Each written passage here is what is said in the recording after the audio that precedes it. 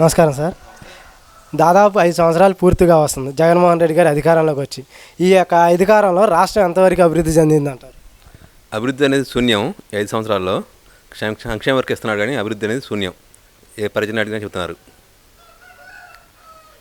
రోడ్లు, హౌసింగ్ ఎక్కడా లేదు. విద్య మీద కూడా ఖర్చు పెట్టింది లేదు. నాడు నేడని స్కూళ్ళకి రంగులేసి ఫస్ట్ ఫేజ్లో 6,000 కోట్లు, రెండో ఫేజ్లో 6,000 కోట్లు, మొత్తం 12,000 కోట్లు అనేది జగన్మోహన్ రెడ్డి ఖర్చు పెట్టాడు. కానీ విద్యా వ్యవస్థలో మార్పులు అనేది కంప్యూటర్ ద్వారా, టెక్నాలజీ ద్వారా చేస్తే పిల్లలకి చాలా ఉపయోగం ఉంటుంది. బైజూస్ ద్వారా ట్యాబ్లు ఇచ్చాడు 8th క్లాస్ పిల్లలకి. అది వాళ్ళకి వాడటం కన్నా నిర్వహిస్తున్నారు వాళ్ళు. దాని అనేది చాలా తప్పు. ఇప్పుడు కొన్ని స్క్రీన్లు ఇచ్చాడు, ఆ స్క్రీన్ల ద్వారా నెట్ కనెక్షన్ ఉంటే కనుక అది విద్యార్థులకి మంచిగా ఉంటుంది. బైజూస్ అనే సంస్థ అధినేత తన ఆస్తులు అమ్మి కూడా మొత్తం అమ్మేసి అదే ఎంప్లాయీస్కి శాలరీలు ఇవ్వడం జరుగుతుంది. దాంతో కాంట్రాక్ట్ చేసుకుని జగన్మోహన్ రెడ్డి గారు అదేవిధంగా స్కిల్ డెవలప్మెంట్ అని చెప్పేసి ఒక నేరం మోపి చంద్రబాబు నాయుడు గారిని అరెస్ట్ చేశారు. రేపొద్దున బైజూస్ ద్వారా జగన్ గారికి ఏమన్నా ఇబ్బంది ఉందా? ఆల్రెడీ నష్టాలు ఉన్న సంస్థకి కాంట్రాక్ట్ ఇవ్వడం అనేది చాలా పెద్ద పొరపాటు. కానీ మన జగన్మోహన్ రెడ్డి గారు అనేది ఆయన చేసేది మొత్తం అదే. ఎందుకంటే ఆయనకి అమౌంట్ కావాలంటే అసెస్మెంట్ సంస్థలకు ఇస్తేనే వాళ్ళు అమౌంట్ వెనక్కి ఇస్తారు, రిటర్న్ ఇస్తారు. దానికి బైజూస్కి ఇచ్చాడు. అట్లా స్కిల్ డెవలప్మెంట్ అనేది పోయిన గత సంవత్సరంలో గత గవర్నమెంట్లో చాలామంది విద్యార్థులకు చాలా ఉపయోగం ఉంది. దాని ద్వారా కోర్సులు నేర్చుకుని వాళ్ళు సెల్ ఫోన్ టెక్నాలజీ కానీ, ఇతరత్ర కంప్యూటర్ కానీ, లేకపోతే ఐటీ ఇండస్ట్రీ కానీ, లేకపోతే ఐటీఐ ఇండస్ట్రీ కానీ ద్వారా పిల్లలు చాలామంది ఉద్యోగాలు సంపాదించారు. వాళ్ళు ఇప్పుడు కూడా చంద్రబాబు నాయుడు గారిని చెప్పుకుంటున్నారు. అదే ఇంజనీరింగ్ కాలేజీలో వసతులు లేకపోతే స్కిల్ డెవలప్మెంట్ ద్వారా కొన్ని వేల కోట్ల రూపాయల పరికరాలని ఇన్స్టాల్ చేసి కాలేజీలో విద్యార్థులకి, ఇంజనీరింగ్ విద్యార్థులు కూడా చాలామందికి ఆ కంటెంట్ నేర్పి వాళ్ళు బయటికి వచ్చాక చాలా మందికి ఉద్యోగాలు రావడం జరిగింది. ఇప్పుడు అనేది ఎక్కడ తక్కువ జరుగుతుంది ఇప్పుడు. కానీ చేయని అభియోగం చెప్పి చంద్రబాబు నాయుడు అక్రమంగా అరెస్ట్ చేసి జైల్లో ఉంచారు 52 రోజులు.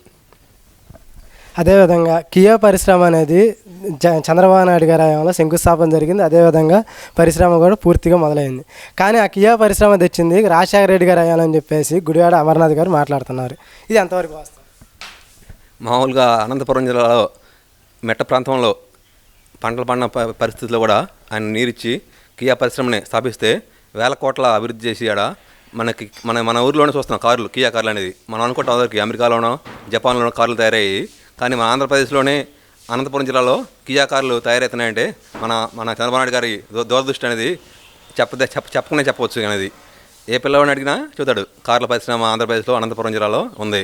దాని ద్వారా మన రాష్ట్రానికి చాలా ట్యాక్స్ ద్వారా చాలా వస్తున్నాయి. అట్లాగే ఉద్యోగులు కూడా అక్కడ లోకల్లో చాలామందికి వచ్చారు. అట్లాగే మెకానిక్ ఇంజనీరింగ్ చేసిన పిల్లలకి చాలామందికి కూడా కియా కంపెనీలో జాబులు వచ్చాయి. పోలవరం అనేది గతంలో జగన్మోహన్ రెడ్డి గారు అసెంబ్లీ సాక్షిగా 2020, 2021, 2023 నెక్స్ట్ 2025 నాకు ఇంకా అవకాశం నేను కడతాను అంటున్నారు. కానీ అంబటి రాంబాబు అనే వ్యక్తి పోలవరం అనేది రాష్ట్రానికి సంబంధం లేదు, కేంద్రం కట్టాల్సిన ప్రాజెక్ట్ అంటున్నారు. ఈ రెండిట్లో ఏది వాస్తవం? గత గవర్నమెంట్లో చంద్రబాబు నాయుడు గారు సోమవారాన్ని పోలవరం చేసి 72% కంప్లీట్ చేసి మొత్తం కూడా ఇంకా 28% ఉంది. అది 1 ఇయర్లోనే కంప్లీట్ చేసి రైతులకి అందరికీ నీరు ఇచ్చేవాడు. కానీ జగన్మోహన్ రెడ్డి గవర్నమెంట్ గెలిచాక ఓన్లీ 2%, 3% కంప్లీట్ చేసి ఆల్రెడీ కొంత కాపర్ డ్యామ్ కొట్టుకెళ్ళింది. దాంట్లో కొన్ని క్రాకులు వచ్చాయి. దాన్ని ఇంజనీరింగ్ సంస్థ మీద ఆయన అభిప్రాయం చెప్పాడు. కానీ సెంట్రల్ గవర్నమెంట్ కింద కడితే ఏంటంటే నత్తనడకన జాతీయ ప్రాజెక్ట్ అనేది 20 ఇయర్స్ పడుతుంది కట్టడం. కానీ చంద్రబాబు నాయుడు అంటే 5 ఇయర్స్లో కంప్లీట్ చేసి మనకి వాటర్ లేకపోయినా రైతులకు ఇబ్బంది పడకూడదని, వాటర్ సదుపాయం కల్పించాలని పోలవరం ఫాస్ట్గా కట్టేసి ఆయన మళ్ళీ గెలవాలని చూశాడు. కానీ 5 సంవత్సరాలు కంప్లీట్ అవ్వలేదు కాబట్టి కొంచెం ఇబ్బంది పడ్డాడు. దానికి ప్రత్యామ్నాయంగా పట్టుసీమని 600 కోట్లతో అభివృద్ధి చేసి దాని లిఫ్ట్ల ద్వారా మన డెల్టా ఏరియాకి అట్లాగే పశ్చిమ గోదావరి జిల్లాకి చాలామందికి రైతులకి ఉపయోగపడే విధంగా చేశాడు. జగన్మోహన్ గవర్నమెంట్ ఆ పట్టుసీమ వేస్ట్ అని చెప్పిందే ఈ సంవత్సరం వర్షాలు లేకపోతే గోదావరి వాటర్ని పట్టుసీమ ద్వారా మన డెల్టా ఏరియా తరలించి పంటలని కాపాడారు. అదేవిధంగా దేవినేని అవినాష్ గారు మాట్లాడుతూ చంద్రబాబు నాయుడు గారు కుటుంబాల నుంచి రాజకీయం చేస్తున్నాడని చెప్పేసి మాట్లాడుతున్నారు. ఈ వ్యాఖ్యలు మీరు ఏ విధంగా చూస్తున్నారు?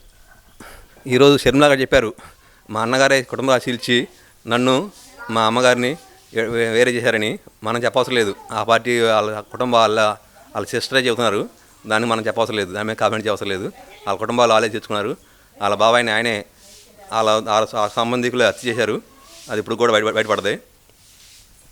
షర్మిల గతంలో జగనన్న వదిలిన బాణాన్ని అని చెప్పారు. ఈ రోజున అదే షర్మిల జగన్ గారి మీద విమర్శలు చేయడాన్ని ఎలా చూస్తున్నారు? అది వాళ్ళ కుటుంబ విషయాలు. ఆమె కాంగ్రెస్లో వచ్చి పిసిసి అధ్యక్షుడు అయ్యి ఏపీకి, ఆమె కూడా రాజశేఖర రెడ్డి గారు బిడ్డ కాబట్టి ఆమె కూడా పోరాటం చేయొచ్చు ఆంధ్రప్రదేశ్కి. దాని తప్పులేదు. జగన్ అనే వ్యక్తి ఆయన సపరేట్ పార్టీ పెట్టుకొని గెలిచాడు, మనం తప్పులేదు. కానీ షర్మిల కూడా రాజశేఖర కూతురు కాబట్టి ఆమె కూడా రాజకీయాల్లో వచ్చి ఆమె కూడా కొన్ని సీట్లు సంపాదించవచ్చని నాకు ఆశ. అదేవిధంగా షర్మిల అనే వ్యక్తి చంద్రబాబు నాయుడు సంబంధించిన మనిషి, చంద్రబాబు నాయుడు రాసిచ్చిన స్క్రిప్ట్ మాత్రమే చదువుతుందని చెప్పేసి సజ్జల రామకృష్ణారెడ్డి మాట్లాడుతున్నారు. ఇందులో ఎంత వాస్తవం ఉంది? రాష్ట్ర మంత్రివర్గంలో పేరు తెలియని చాలా మంది ఉంటారు, కానీ ఆంధ్రప్రదేశ్లో సజ్జల రామకృష్ణ అనే అతను మంత్రి మండలికి మొత్తం ఆయన అనేది అందరికీ తెలుసు. చిన్న పిల్లవాడని చెబుతారు. ఆయన ఏంటంటే ప్రభుత్వ సలహాదారుడు. కానీ ఆయన మాట్లాడుతుంది అభివృద్ధి గురించి, సంక్షేమం గురించి మాట్లాడితే ఇబ్బంది లేదు. కానీ కుటుంబ పాలన గురించి, చంద్రబాబు గురించి, లోకేష్ గారి గురించి విమర్శించడం అనేది చాలా తప్పు. వాళ్ళ కుటుంబాల గురించి మనం విమర్శించకూడదు. వాళ్ళ కుటుంబాలు వాళ్ళే చూసుకుంటారు.